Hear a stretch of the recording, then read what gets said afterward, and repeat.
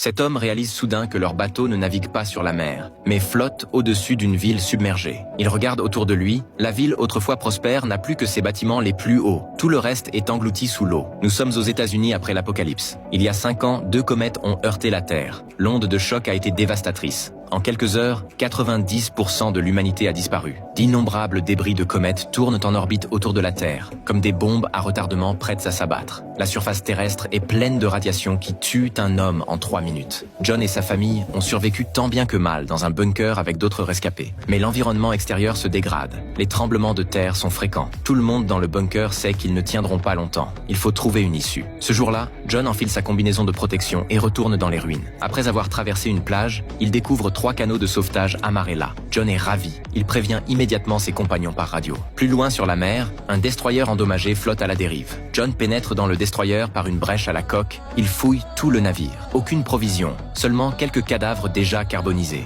Soudain, l'alerte urgente de ses compagnons retentit dans son casque. Une tempête radioactive arrive dans une minute. John sort à peine du destroyer et se retourne. Un mur de tempête noire fonce sur lui. Des éclairs terrifiants éclatent dans la tempête. Être englouti signifierait une mort certaine. John n'hésite pas une seconde.